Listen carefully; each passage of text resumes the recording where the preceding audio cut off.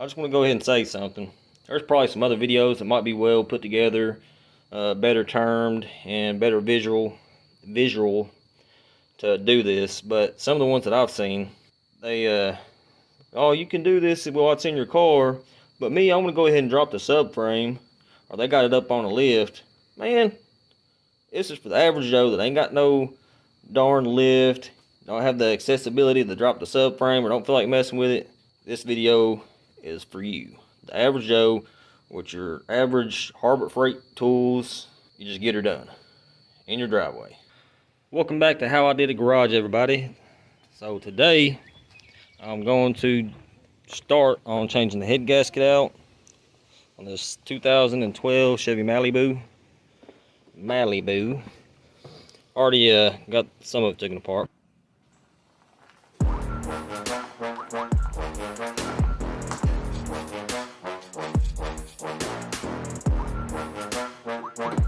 Alright, here we go.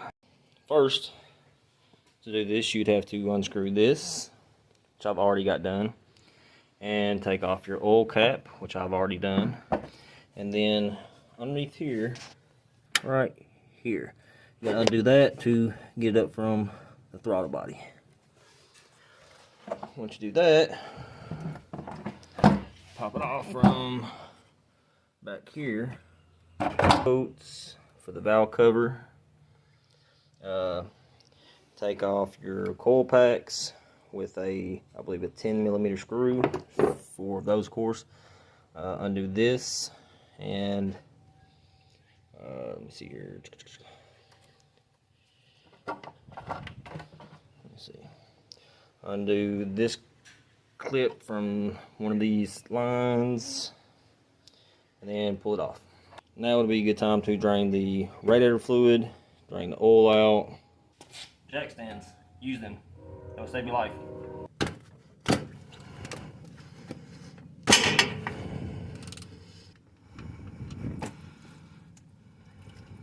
Down there at the bottom, on the passenger side, is where the, right down there, I think it's right here, but that's where the radiator drain plug is. Well, I got everything drained out, battery disconnected. Make sure you disconnect the battery, at least the negative. Well, what I was trying to do is get this to top dead center, and of course you do that, or how I do it, is I put something skinny enough to go down to number one piston, and I can see it visually whenever it's coming up, and it's to the top. And then of course you look at these markings, there should be a diamond, I think it's right there, and the other diamond will be about right here at about 10 o'clock. Two yellow, on this model 2012, you'll have two yellow chain links, which is every other link. There'll be a yellow one, a darker colored one, then a yellow one, which should be on the intake side on there when that's all the way up, indicating that's top down center. And then there will be a off-colored link back here on this diamond, and then down there on the crank it'll be the same way.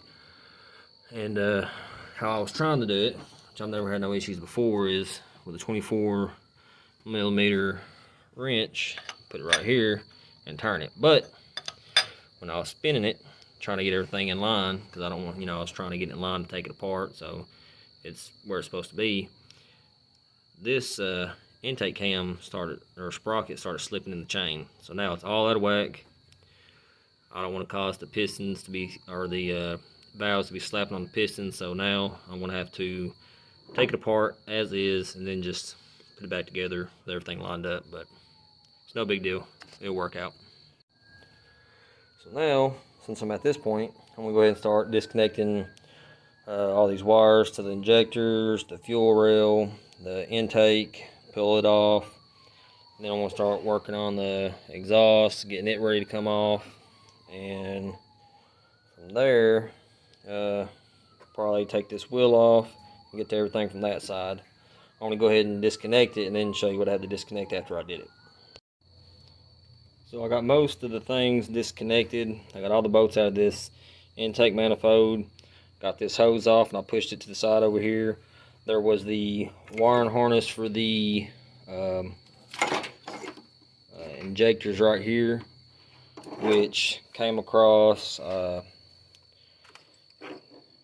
this plug for the throttle body, another plug here that tied into this, and there was at that same wiring harness it went all the way back here to a connector.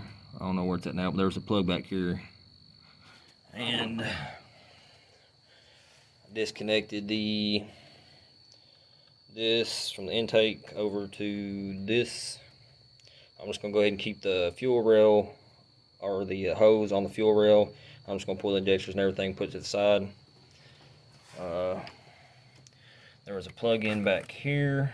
There was a ground back here, which is 10 millimeter. These intake bolts is 10 millimeters also. Then there's another ground right here, which was a 10 millimeter.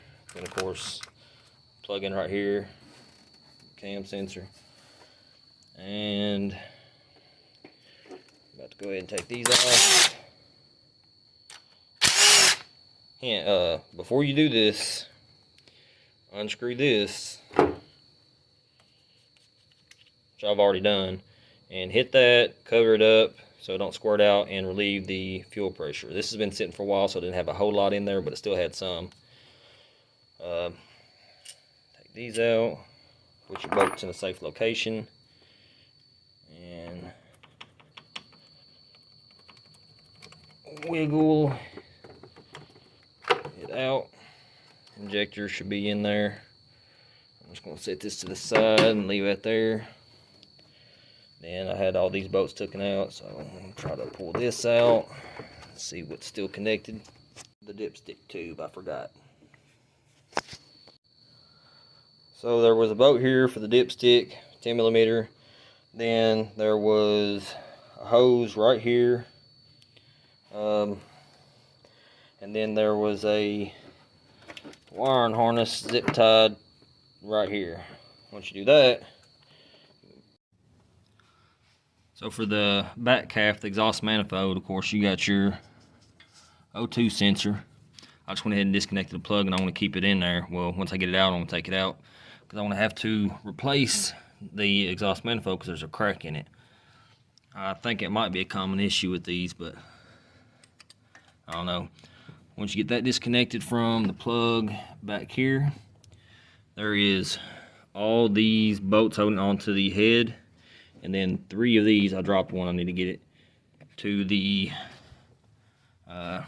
catalytic converter right there, and then right here and on the back side, and then it's free and you can pull it on out with one hand and hold a phone. Alright, let's look at this crack.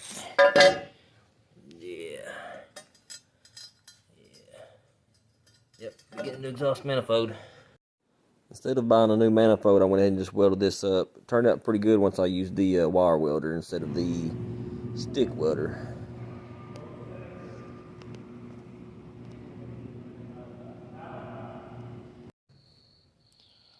Alright, so at this point I'm going to go ahead and wrap it up for the night. Put the valve cover back on there, spark plugs back in it. So nothing falls in there. I'm going to go ahead and get some paper towels and stuff those hoses and the exhaust hose in the back, push it on out. It's supposed to start raining, so it's supposed to clear up tomorrow, and I'd rather do it when it's not raining, so we're going to pick back up tomorrow. Also, what I like to do, it's a good idea for y'all, make sure you put the boats back into position so you don't lose them. Alright, back in the garage the next morning, went ahead and got started on it. So now you want to go ahead and move the air box out of the way.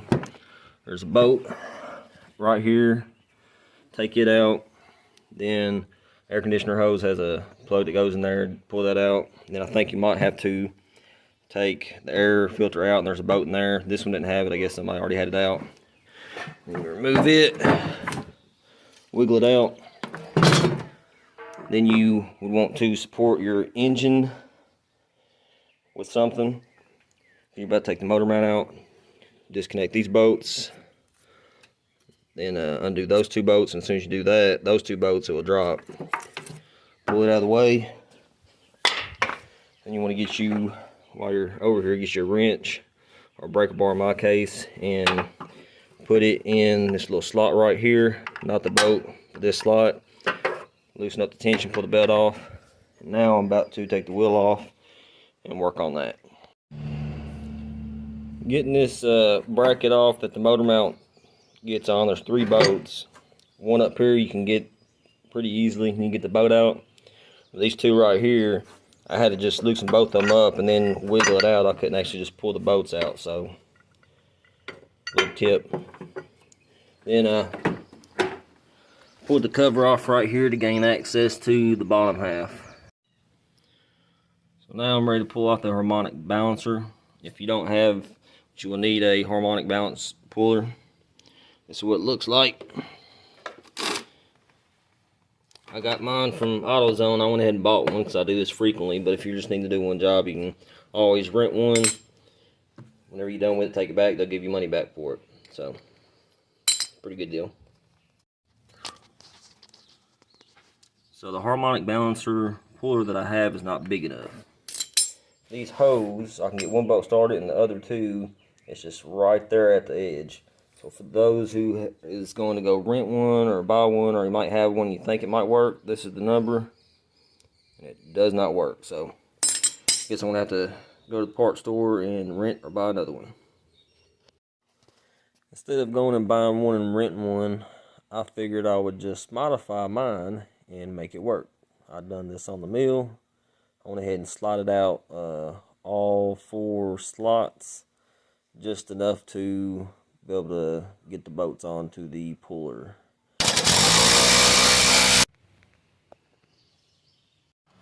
There's one bolt in the center I couldn't get out. I had to lower the motor just enough to clear the frame. So after getting all your bolts out around it, getting your harmonic balancer puller off, didn't have to take that cover off, I was unsure. Get your tensioner taken off, and your timing chain tensioner off from the back. I had to use a set of pliers, so I didn't have a big enough size wrench. Should be able to pop it off. So what I did to get it off is I got this tool like this, and I put it behind here, this little tab right here. Put it in there, and I just pulled down a little bit, then pulled back, and it came off. So this is the timing chain tensioner I pulled off. That's what it looks like on the back. And here's a visual of how many bolts and what all has to come off. All these surrounding bolts, and then of course the harmonic balancer, and then the belt tensioner. Then pop it off from this tab down here like I showed you.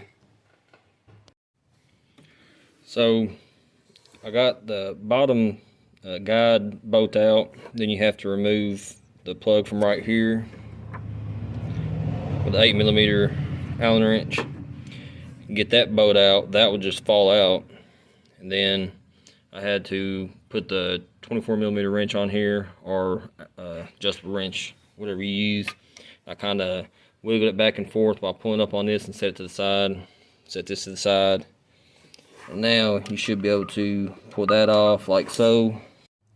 Little did I know at this time, to get that tensioner off, you have to take the chain off. To get the chain off, you have to take the cam sprockets off. The bolt is extremely tight. You'll have to hold it with the wrench and then take it off. Move the head. You have 10 15mm bolts on the top. Then you have a bolt here, then a bolt here, here, and back here. Those bolts is this style, the star pattern, but I used a 10mm and it worked fine. So now I'm going to get a pry bar in, try to pry this thing up from the edge right here.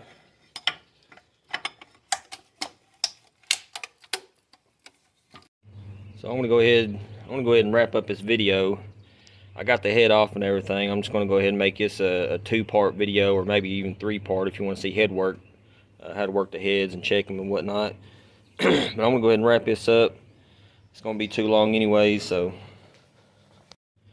I want to make a part 2 showing how to put the head back on, torque sequence and whatnot. And that's going to be a lot shorter video because once you're taking it apart, you should know how to put it back together for the most part, besides maybe some of the torque sequences and whatnot. But it's the basics how to get it all off or change out the timing chain. Also, the second video will show you how to put all that back together. So that's it for now.